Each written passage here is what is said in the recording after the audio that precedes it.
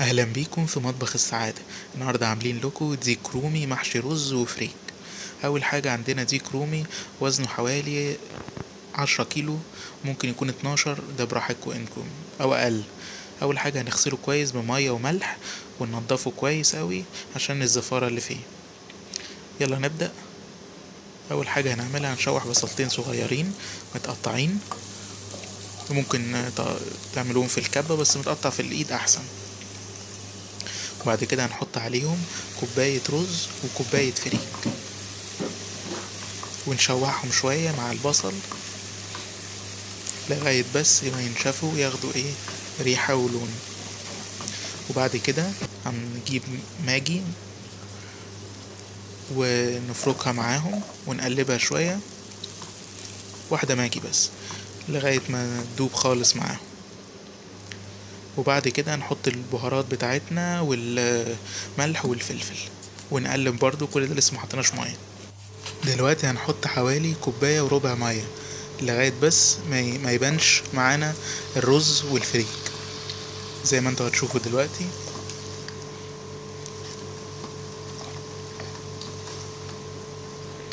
لغاية الحد ده تقريبا، واول ما يبتدي يغلي نغطي عليه ونسيبه لغاية ما بس يكون قرب يستوي خلاص، بس ما نسويهوش للاخر.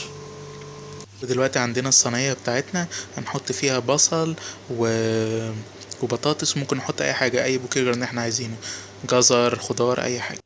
ودي خلطة الديك الرومي معانا مع مستردة، معلقتين كاتشب ومعلقتين بصل بودر ومعلقتين توم بودر ومعلقتين بهارات فراخ ومعلقتين ملح ومعلقتين فلفل اسود، ونقلبهم كويس مع بعض. وان شاء الله انزل لكم طريقة بهارات الفراخ. هنقلب كويس لغاية ما تقريبا تعمل معانا عجينة. وده شكلها في الاخر. عندنا حوالي بصلتين، مية بصلتين كبار هنحطها عليهم ونقلب كويس لغاية ما يبقى معانا سائل تقيل شوية. دول بصلتين كبار او 4 بصلات صغيرين، المية بتاعتهم بس. هنقلب كويس وبعدين هنبتدي ندهن الديك بتاعنا، ندهنه كويس من فوق ومن تحت ومن تحت الجلد بالخلطة بتاعتنا كلها، وندهن الرقبة وندهن الجناح زي ما حضراتكم شايفين.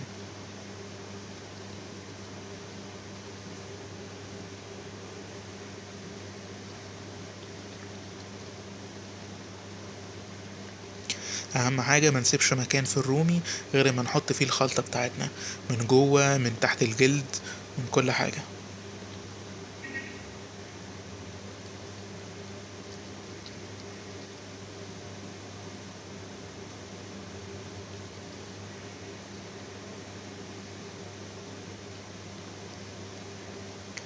واهم حاجة نحط تحت الجلد الخلطة بتاعتنا كلها عشان يشرب منها، ونسيبه كده حوالي ساعتين. بعد ما رجعنا هنبتدي نحط الحشو بتاعنا من جوه، نحطه كويس نملاه، او على حسب الرغبة بتاعتكم، يعني ممكن ناس تحبوا محشي كتير محشي قليل براحتكم. هنبتدي نحط، يفضل ان احنا نسيب الحشوة تبرد شوية، ما تكونش سخنة يعني زي دلوقتي. وبعدين هنقفل الحشوة بتاعتنا بالكبد والقوانص والقلب بتاع الديك عشان مفيش حاجة تطلع منه من جوه. وممكن نحشي جوه الجلد. وبعدين هنمسك زبدة وندهن بيها وش الديك من بره عشان ما يتحرقش او ينشف، ودي حاجة مهمة جدا عشان الديك ما ينشفش.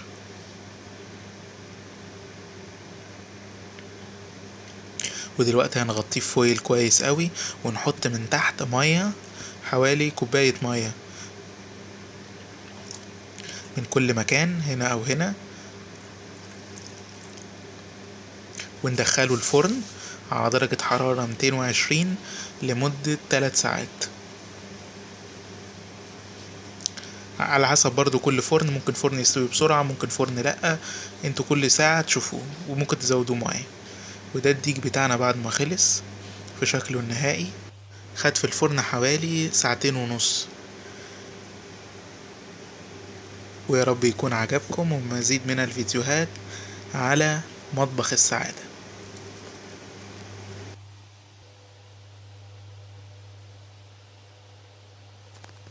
اتمنى الفيديو يكون عجب حضراتكم، ولو عجبكم اضغطوا لايك واشتراك في القناة، وانتظروا المزيد من مطبخ السعادة.